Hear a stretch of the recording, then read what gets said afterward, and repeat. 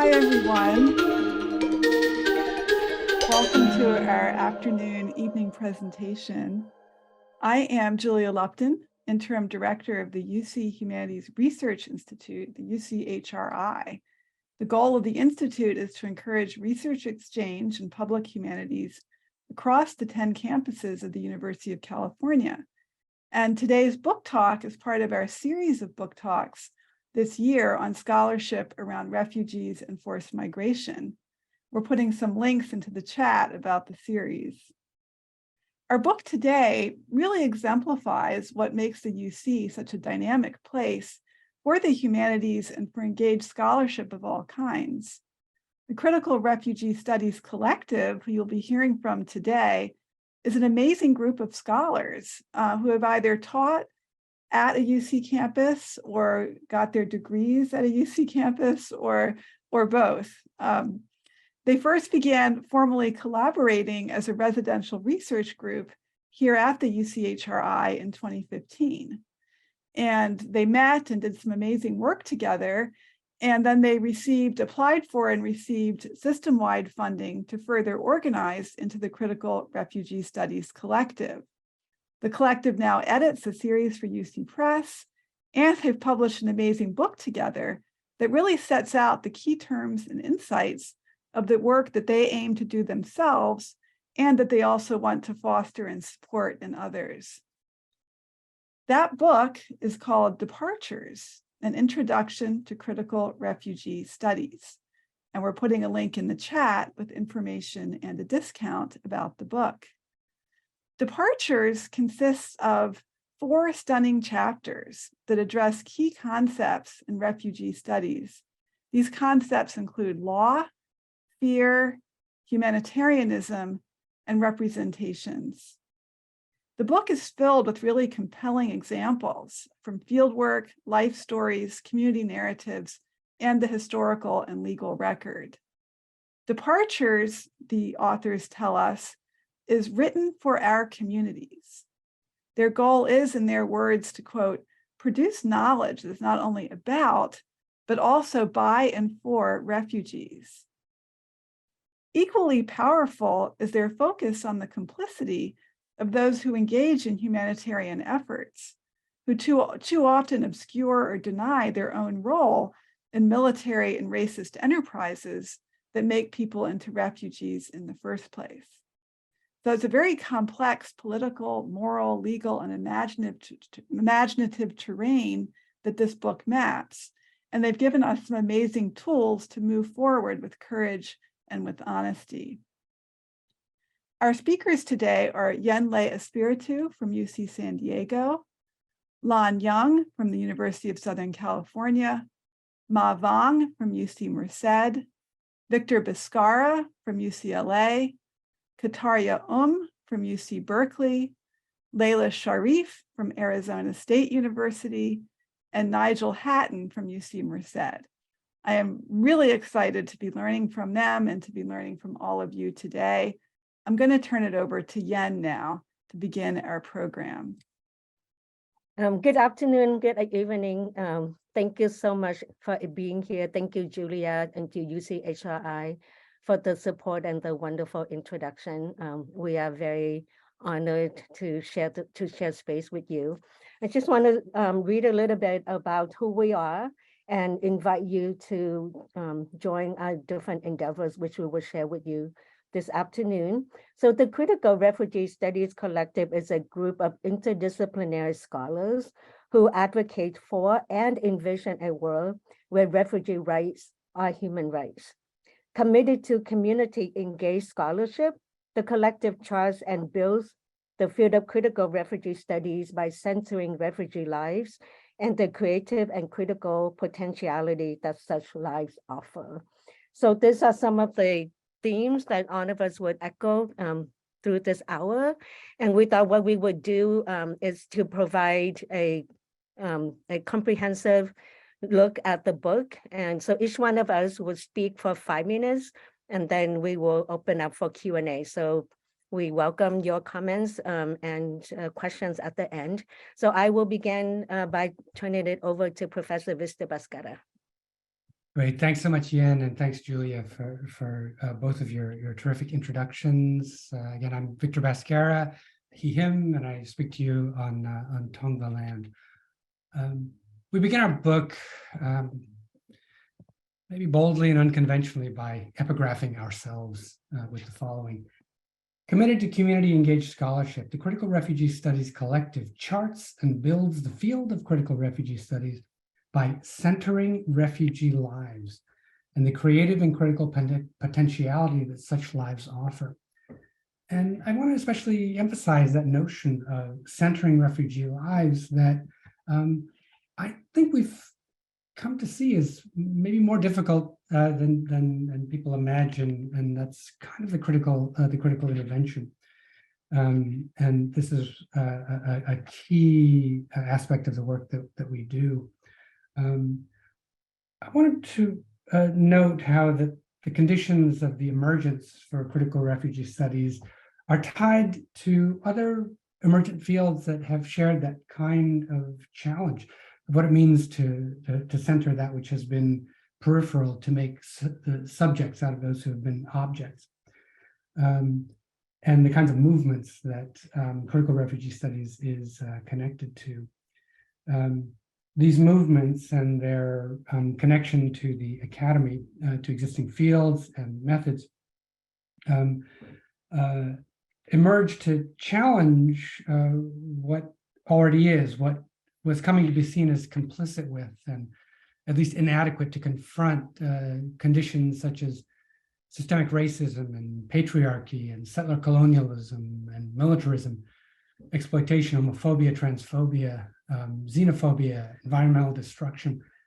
That kind of complicity and inadequacy stem from deep-seated investments in conserving the supremacy of the modern, usually Western, usually colonized world, including modernity's self-vaunted capacity to save the rest of the world from themselves, and even ironically from modernity's own excesses.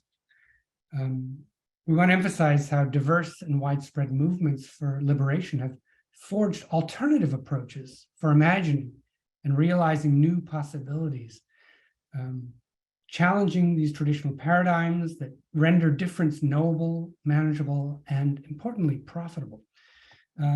New fields have emerged, such as post-colonial studies, indigenous studies, ethnic studies, gender studies, LGBTQIA+ studies, among others, and critical refugee studies. These have emerged to challenge the status quo and to recognize what and who have been overlooked and underestimated, and at times, tragically, with genocidal consequences. And alongside this critical and importantly creative turn, and there's an important convergence between the critical and creative and the work that we do that I'm confident we hear about from my collaborators who I'm so proud to work alongside. That there's this growing body of knowledge production that departs from existing ways that refugees have been studied, insisting that the introduction to refugee worlds be rendered on refugees' own terms. The word refugee indeed emerges in this work as a crucial analytical term and category for situating and naming a critique. As such terms as Black, Indigenous, transgender, and many other self-identifying labels do in necessary critical engagement with systemic structures and historically sedimented practices that reproduce the conscious and unconscious biases and inequalities of the status quo. And that's, in a way, some of the framing of the critical intervention of critical refugee studies as such, and to get us to think through more of these terms and what it means to center refugee lives. I gratefully give the floor to Professor Kataria to take us into some of these considerations. Thank you, Victor, and good afternoon to everyone from Berkeley. One of the key concerns for our collective is the question of visibility invisibility. And as we know, labels and categories both identify and obscure. They are highly politicized and are often deployed intentionally to provide legibility to some situations and to erase and dismiss others. So by simply moving people into certain categories and under certain labels, the system essentially submit them to certain conditions, possibilities, or constraints. And in thinking about refugee regime, a question that emerges is who does it apply to? It is a critical question because it is tied to the question of claim, i.e. to the modicum of protection that is extended to refugees. And the question of who is a refugee is in essence about who has the right to and is deserving of international protection. And this question, I would submit, is more important today than ever because of the increase in both the size of the global refugee population and the complexity of the causes and conditions of displacement that underscores the gaps and the limitations of the existing regime.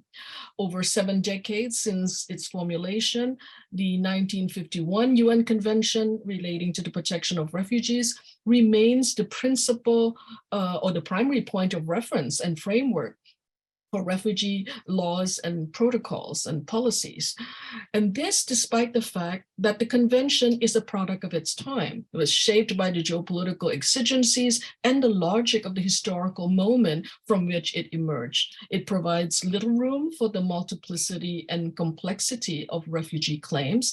And as such, it is as important for what it excludes as what it does include. Today's crises and the conditions and characteristics of refugees they produce often have increasingly tested and destabilized both the integrity and the viability of the convention's framework, as well as the fundamental assumptions upon which it rests.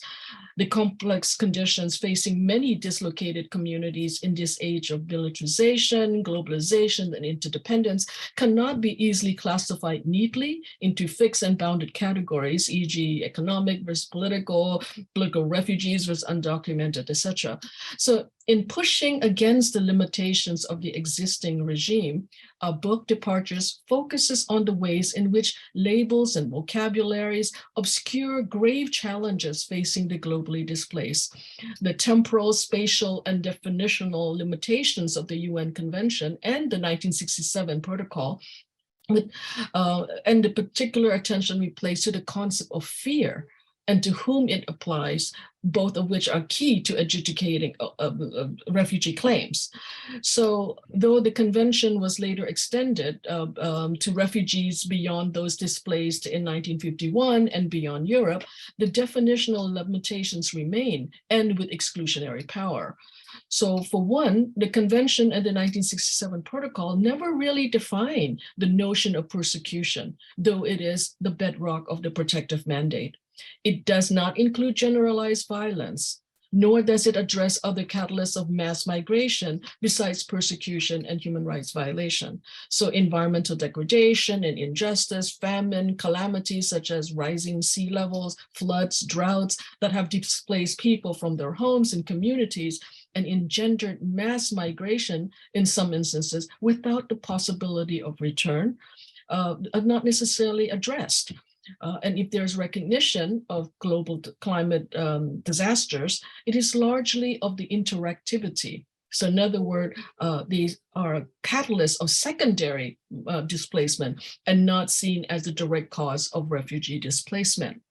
Similarly, while it identifies membership of a particular social group and political opinion as a recognized basis of persecution, the convention and the protocol also never define what constitutes a particular social group, right? More importantly, or equally important, the convention also anchors refugee status to the precondition of cross-border flight by stipulating that a refugee must be outside of the country of his nationality. And in so doing, it divests those fleeing the same conditions but are unable to cross borders of the claim to protection, relegating them instead to the status of the internally displaced. And IDPs is an important concern today, not not only because their numbers are almost double that of cross-border migration, but their situations are highly precarious because there are few protections extended to them. The law essentially hitches the fate of the IDPs to the responsibility to protect of the sovereign state that, as we know, has proven in repeated instances to be not the protector, but the transgressor of their rights. So recognizing and addressing these limitations, our Critical Refugee Studies Collective defines refugees as follows, and I'm just going to take out sort of the key characteristic here. Refugees are human beings, forcibly displaced within or outside of their land of origin as a result of numerous factors that include environmental and climate-related disasters, and regardless of their legal status. And it could also be self-identified. So the invisibilization of certain populations that I referenced earlier not only comes from the labels, but also the vocabulary that we use in our discourse of refugees. Refugee conditions are often spoken of in terms of crisis, right? That implies a certain temporariness, despite the fact that 76 to 78% of the world's refugee populations currently are considered to be in quote unquote protracted refugee situation. That's the term that the UN used. As of 2015, about 72% of those protracted situations have lasted over 20 years. And as we know, the Afghan refugee situation, for instance, is now in its 5th decade, right? These conditions of precarity are largely obscured by the fact that 80% of the world's population, forcibly displaced populations, including those officially recognized as refugees, remain in the global south. But our collective and the book itself do more than just expose these limitations of the international protection regime. We push against the concept of fear itself upon which it is anchored, namely the absence of humanity, or at best, the unequal differential humanity that's extended to different groups within the existing framework. And so central to our critique is the inability of refugee laws to account for livability, which we define as an insistence on a better life that is not only oriented around fear, but one that is in fact centered on dignity and futurity. And I will now leave it to my colleague, Professor Ma Vang, to address that part more fully. Thank you. Ma? Thank you, Kataria. So, hi, everyone. I'm speaking to you from Merced in California Central Valley, the land of the Yakults peoples.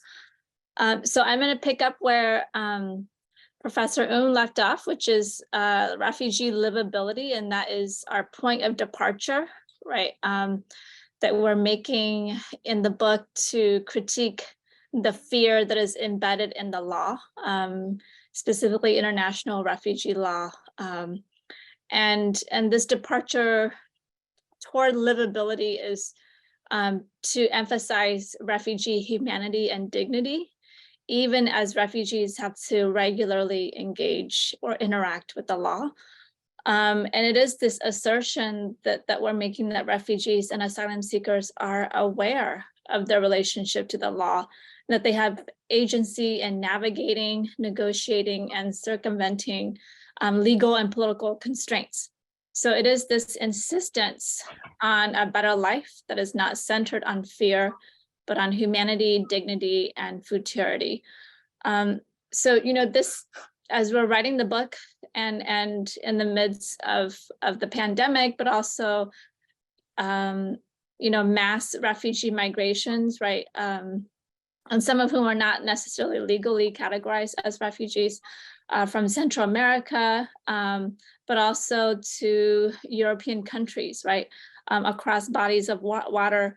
And we are moved by people who are moving en masse, right? Especially in these recent years. And we're touched by their experiences, but also emboldened by their insistence on the international community to see them as human beings, right? Not just as people who are, or, you know, mass groups of people. So, you know, thinking about refugee livability also comes from that place, right? And it is a holistic approach to creatively respond to legal political constraints. that go beyond just seeking refuge and rights, right? But the right to live fearlessly. And there is a certain poetics in livability, that we look to the creative ways that refugees articulate their desires and yearning through poetry, art, and other creative media, where they tell stories, right, and articulate the ways in which they are living across borders. And it is the capacious and bountiful ways of refugee living in life worlds.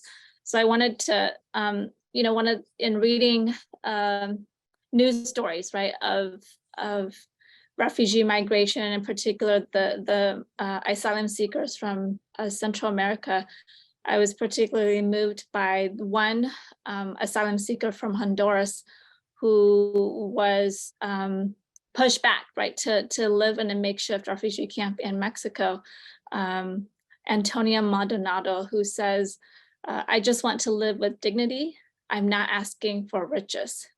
Right. So for us, thinking and taking these words, such pursuit of safety and dignity, of livability, cannot be adjudicated to on the singular criterion of fear, right?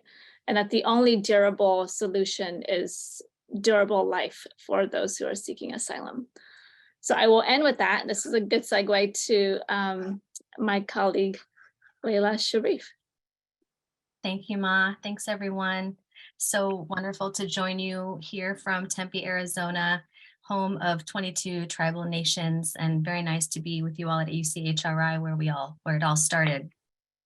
I'm here to talk a little bit about the centrality of Palestine, in particular because it is considered to be the largest and most protracted refugee crisis to date. And of course, we know that this is due to ongoing settler colonialism, that Palestinians are continuously driven out by force. Many are registered with organizations like UNRWA, and many are not, but this displacement is ongoing. So really thinking about ongoingness of displacement as a result of this root cause. But also the Palestinian case shows the US's direct involvement as a refugee producing country through imperialism, its support of settler colonialism, and other forms of racialized violence. So on the surface, it may look like neoliberalism, or it may look like overt militarized violence, but we can see how it impacts people for generations.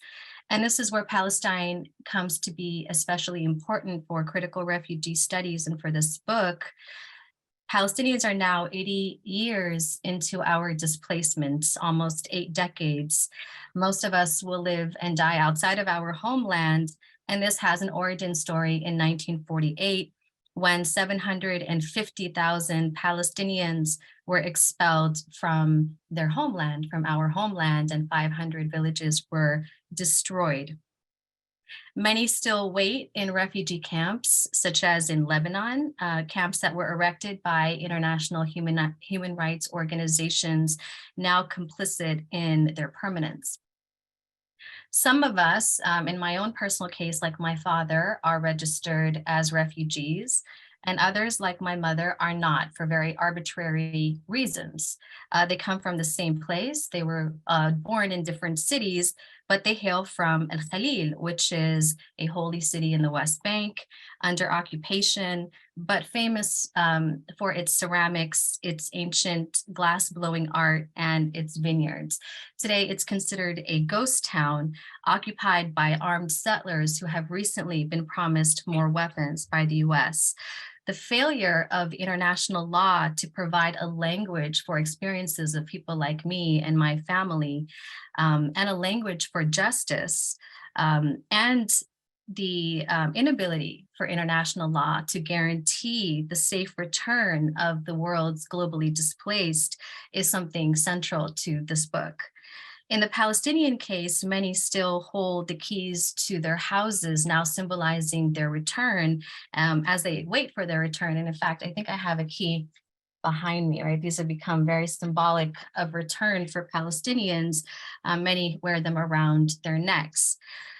thinking alongside our critique of international law and its failures, we also draw upon poetry and Palestinian artistic production to tell a different story about the world's displaced.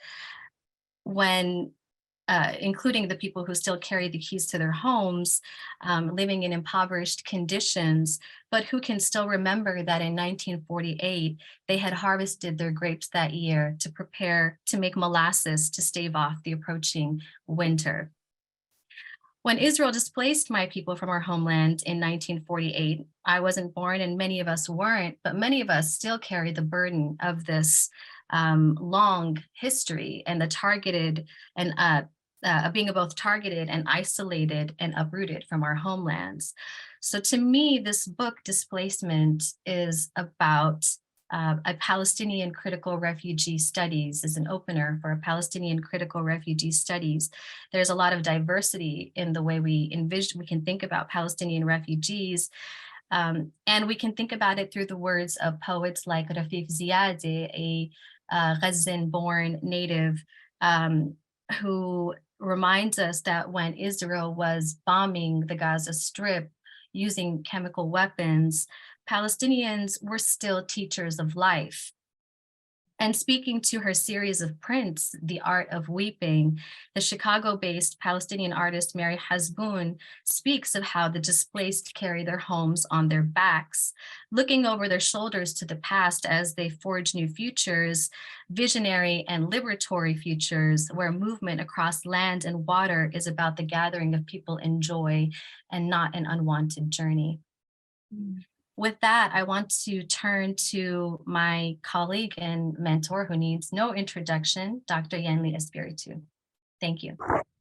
Thank you, Lila. I'm Yen Espiritu. I'm speaking to you from San Diego, the home of the Kumeyaay people. Here I want to give an example of what we mean when we say that we center refugee subjectivities and knowledge. And I do so by thinking about what is a refugee critique of humanitarianism. If you are in the field, you know that so much has been written about the practice of humanitarianism and the organizations.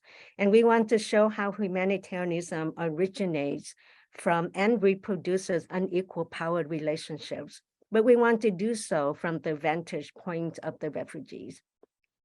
So how have refugees experienced and subverted this power differential? And so we thought a lot about how to do this, and we decided to focus the critique around the concept of gratitude, right? If you are a refugee, as I am, coming from Vietnam in 1975, Americans, right, expect refugees to be forever grateful for having been rescued, never mind the violence that produced Vietnamese refugees in the first place. And so we want to, first from the vantage point of the refugees, what would gratitude look like? How and why do they display gratitude in certain conditions? So we focus on the concept and practice of refugee gratitude, especially on refugee ungratefulness and refusal.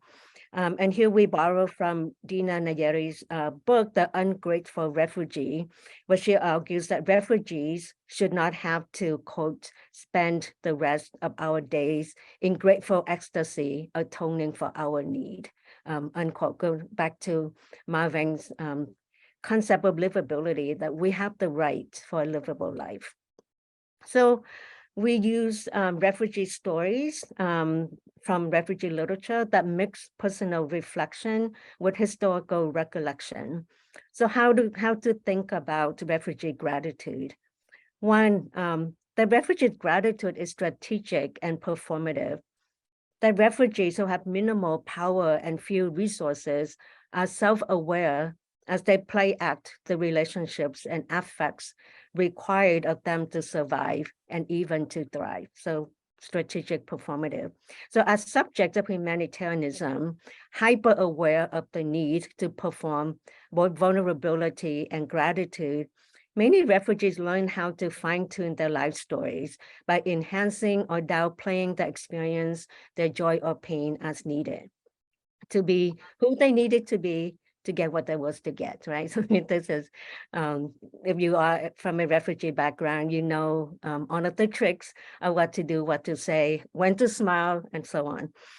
Even when based in humanitarian language, these calculated performances of gratitude constitute rooted in lived experience struggles that disrupt, however temporarily, the mythologies underlying humanitarian claims of refugee admission and resettlement. As such, refugee strategic performativity is more than a defensive tactic that ensures survival and prosperity in a sponsorship-based economy. And this, the next point we want to start is also a calculated action that exposes the uneven distribution of global resources as refugees maneuver to gain entry, shelter, and provisions as they insist on their right to more, again, to livability. And I think this is an important point to underscore, because we can look at power not only from the vantage point of the powerful, we can expose power from the vantage points of those people who experience power. And so this is a critical refugee study perspective, that we critique humanitarian practices from the perspective of the people who have to engage it. So the problem is not that refugees are not grateful, right? If you are a refugee again, or from refugee, have refugee parents, you understand that that people are grateful for their lives and for the lives that they have been able to provide for family members. As Vinh Nguyen explains, given the innumerable losses suffered by refugees, they are expression of genuine thanks for getting a second chance at life against the odds. The problem is that for refugees, exhibiting gratitude is often the unspoken condition to acceptance, hospitality, and friendship, which removes their agency and dignity. Meaning that if you don't exhibit gratitude, the acceptance, hospitality, and friendship will be removed abruptly, violently. And so refugees learn to practice this, right, as a strategic, to perform in this as a strategy. So they refusing the link between gratitude and good refugees reclaim gratitude for themselves. To the idea that my gratitude is mine, and it's a very specific kind of gratitude and extended to specific people and communities. Just like I'm grateful for this space that I have with my colleagues in the collective. So to conclude, conceptualizing refugees' performance of gratitude and deference as strategic underscores the importance of grounding theory on refugees in concrete refugee struggles, tending always to the specific histories and contexts that shape their claims. And I will now move to my colleague Lan Duong, who will explain the concept of creativity and criticality. Thank you, Yen, and thank you to UCHRI for inviting us to speak on our book, and my colleagues for always presenting us in such beautiful fashion. And I will do my part by talking about my specific emphases in both the website and in the formation, but also the book. And if you notice on the website, which we put in the chat, one of the sections that we've had from the very beginning is something called Refugee Archives, which is something that I wanted to put into the website. And it serves as a repository for refugee art, broadly defined in terms of song, poetry, artwork, and any other kind of genre dealing with the arts. And the idea behind it is that anybody in any part of the world can upload their art, and in so doing, be a part of an interactive space where people can comment and like your artwork. It allows us to open a space where your art as artifacts can be seen and displayed in ways that we could appreciate.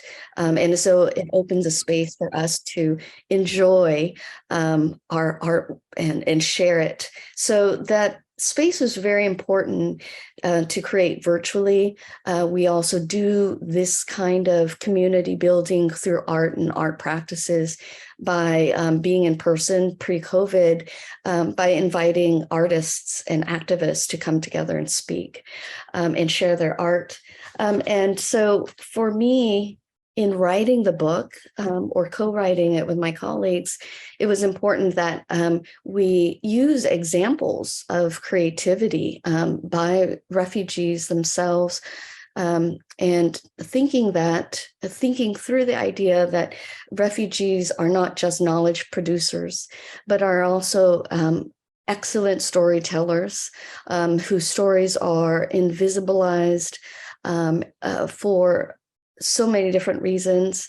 And so in using poetry, for example, and the art of Mary Hasbun in the book, and of films by Yen Le, for example, we wanted to show how art can be used as a method, as part of our critical refugee studies method, to talk about the stories that refugees tell to one another, about oneself, about ourselves, and creating that space for refugee art to have refugee creativity, to have energy, and to be activated in our spaces and in the book.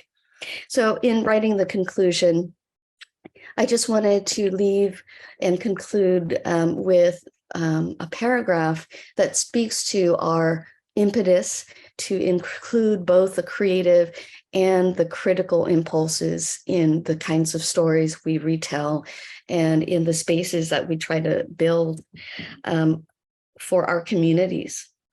So I end with this paragraph.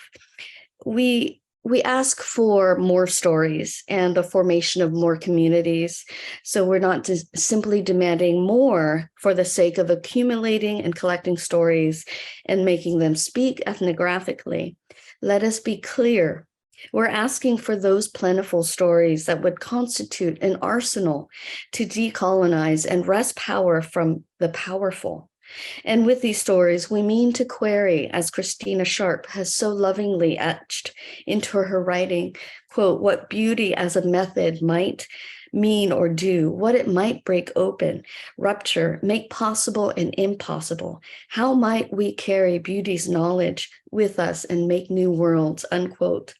So we build on Sharp's questioning in proposing new communities that would constitute these new worlds that she and we call into being. Thank you.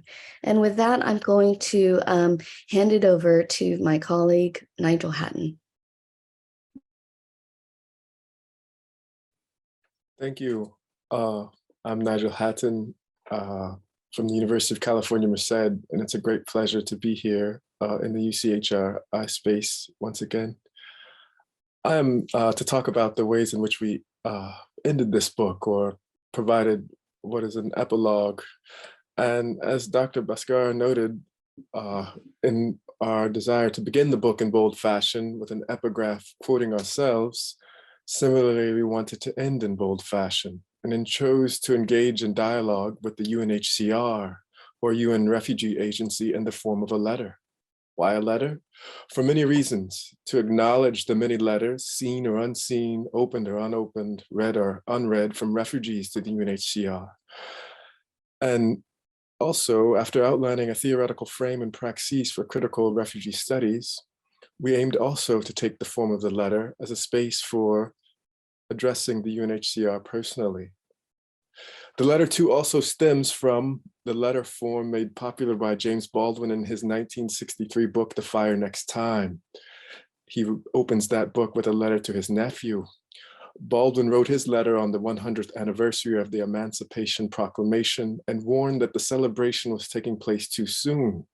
The collective wrote our letter as the UNHCR celebrated its 70th anniversary in 2020 and prepared the celebration of its 75th anniversary in 2025, we warn that those celebrations are taking place too soon.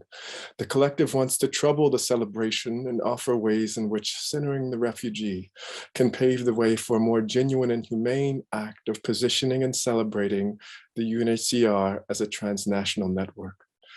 We chose to write a letter that invites the agency to read our book, dwell in our discourse, understand our definitions, witness our reconfigurations of flight, gratitude, nostos, return, homecoming, knowledge, refugee, and story. Not story that is framed by the Enlightenment and Homeric epics, or Odysseus's journey or return, or based on the anxieties and wants of host countries, but story that is refugee epistemic, refugee beautiful, refugee insistent, refugee revolutionary. We tell the UNHCR that we do not need to rely on Hollywood celebrities to represent refugee life.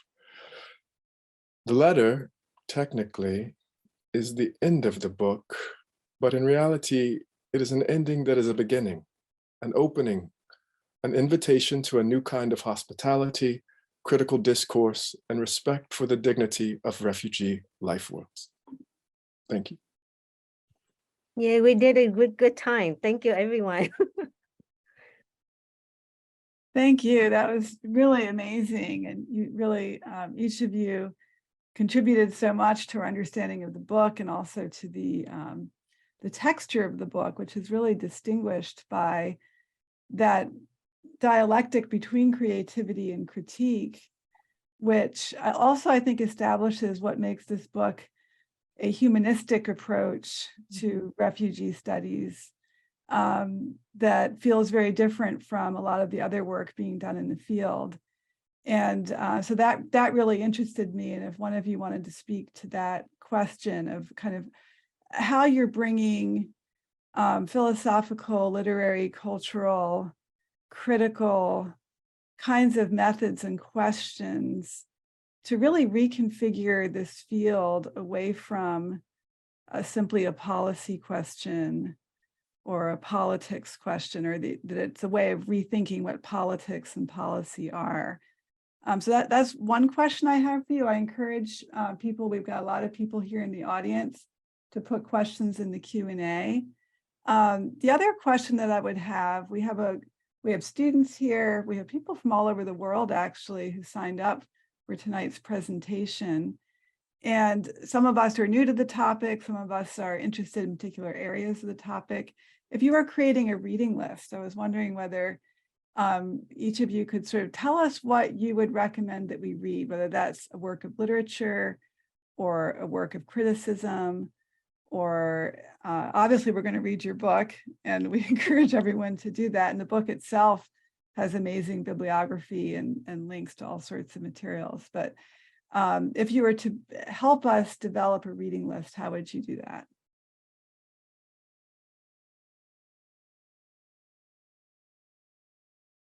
I invite Nigel and Lan to begin to answer the first question about literature. Nigel, you have done a lot of work with literature, and I wonder if you want to talk about the power of literature, or how literature can also be misused in terms of the, UNHCR produces a lot of literature on refugee as well. Yes, thank you, Yen, and thank you, Julia. Right,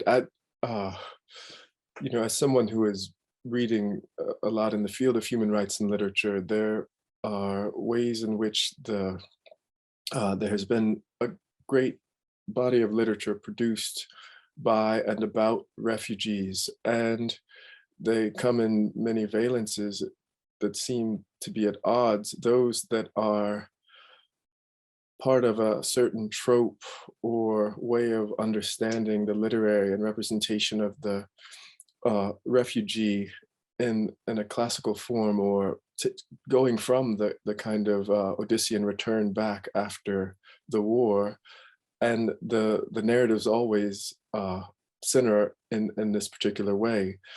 And so much as the members of the collective have pointed out and have done in their respective work, there's also the the response that comes from refugees themselves and their creative output as novelists, as performers, as poets, as artists.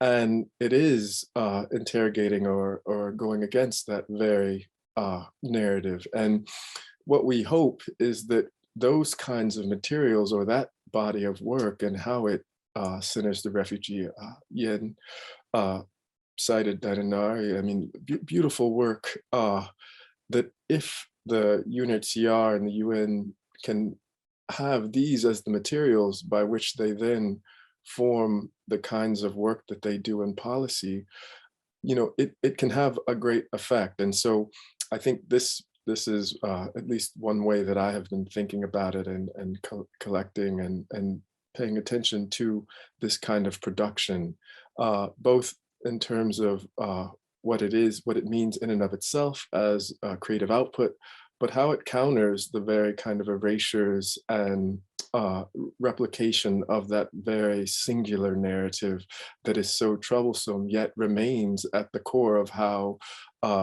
the refugee story is understood within in the international community or in global discourse. So that would be one way I'd respond to that. Okay, so I'm going to respond first to your second question, Julia, and I'll circle back to your first question, but I would like to promote the work that Yen and I have done on refugee art, and it is called Vietnamese Feminist Refugee. I'm sorry, not Vietnamese. Not Vietnamese, although we are Vietnamese. Feminist refugee epistemology here.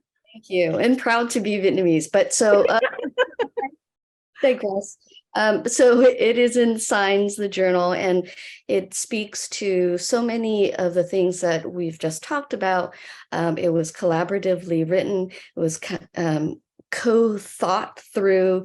It was it's about critical juxtaposition, which is one of our methodologies that we're promoting as well, or we're talking about, and that is the way in which Yen and I bring together Syrian and Vietnamese colonial histories and imperial presence, or in terms of our present times, and talking about the art that is done, that is created from and by refugee women artists. And so it's through that lens that I think speaks to also how, again, we are fascinating or tethering together the idea that refugees have a critical and creative potentiality to upend the ways in which we understand refugee art, refugee scholarship, and the notion of refugee representations.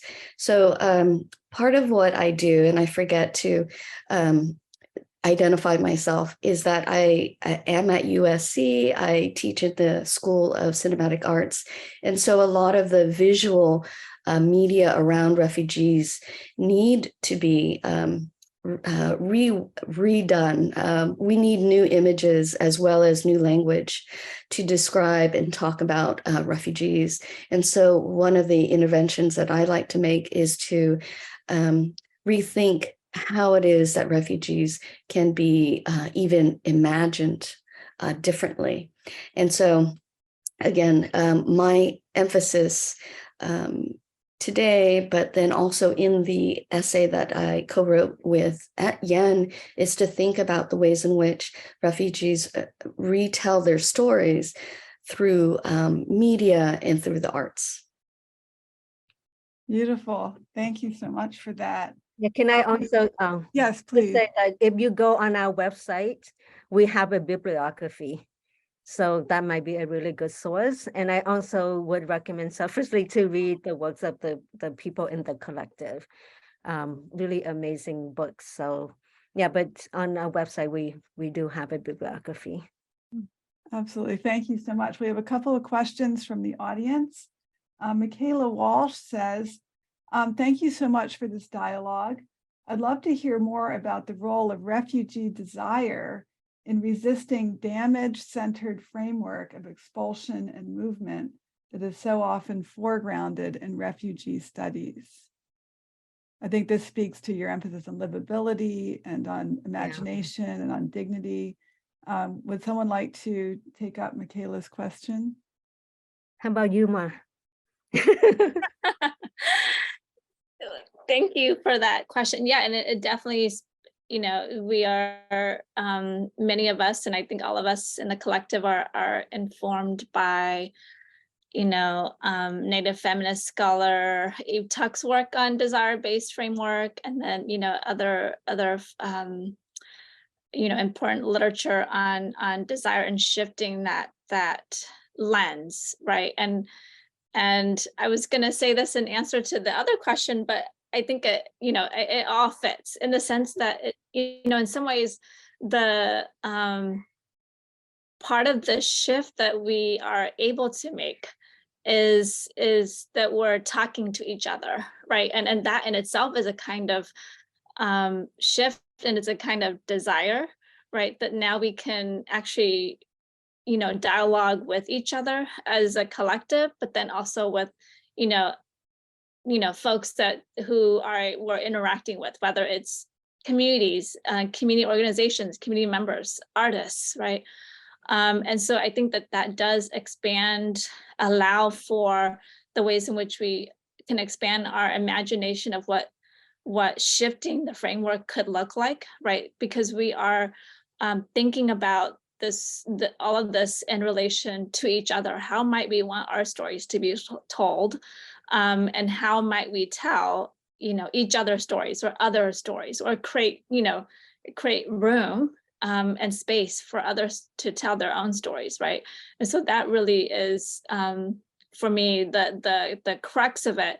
And so I'll just put up, you know, say really quickly that this, I was thinking about this because I was in dialogue with Mai Vang, who's a Hmong American poet based in Fresno, and she, you know, her book Yellow Rain just, you know, recently came out.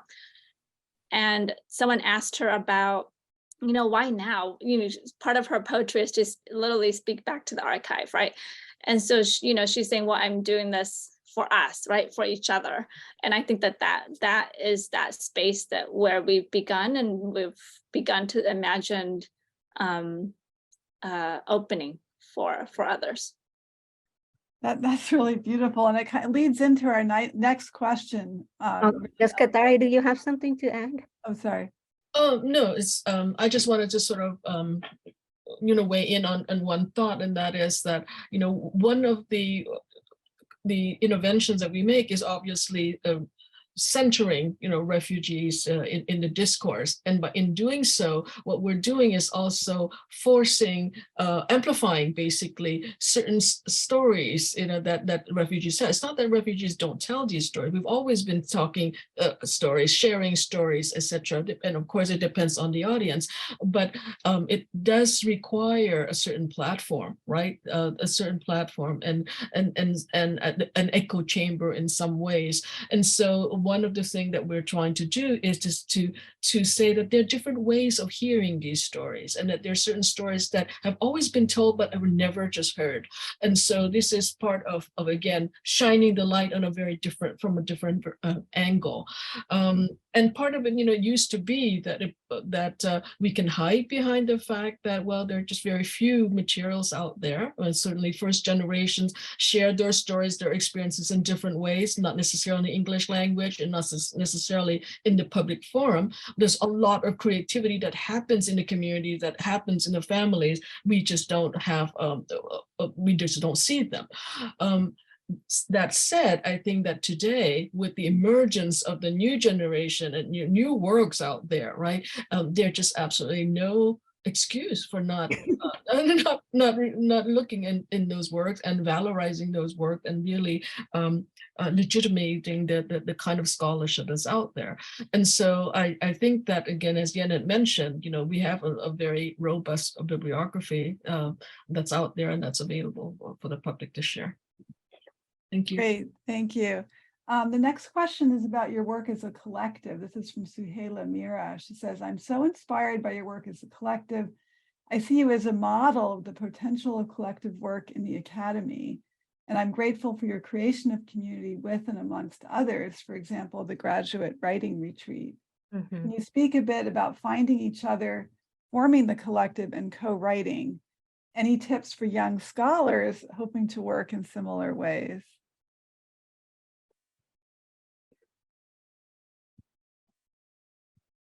Lila, do you want to take this question? Sure. Yes. You work Wow. in the collective as well. Yes, absolutely. So, wow, it's been a long time since we hung out that summer in Irvine and lived together and ate together. And UCHRI. it was, yes, it was incredible. And I think, one of the first things that I would say is, I think what we did, which was to build a strong relationship where we could have really vulnerable conversations about our own experiences and about how, in many ways, the academy was very inadequate in allowing us the language to be able to articulate them. It was a sort of our own creation of safety, I would say, within the academy that enabled this work to happen.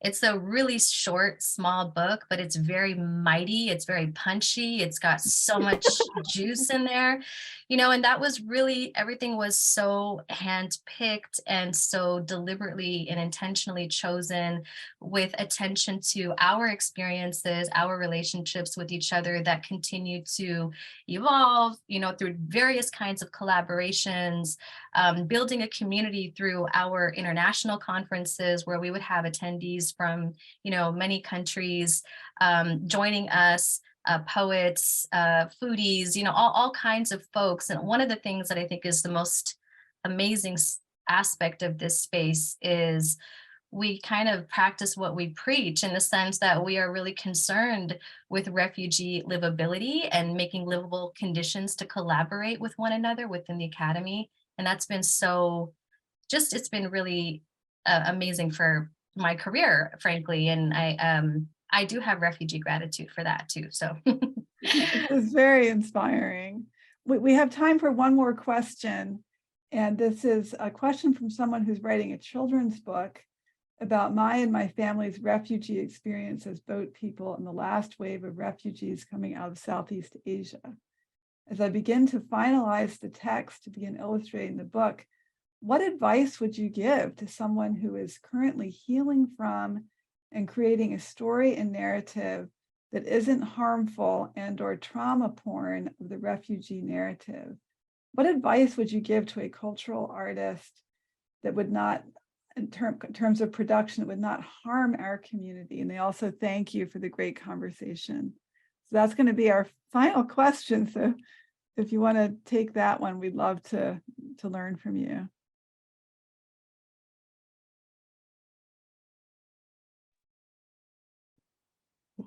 Leila.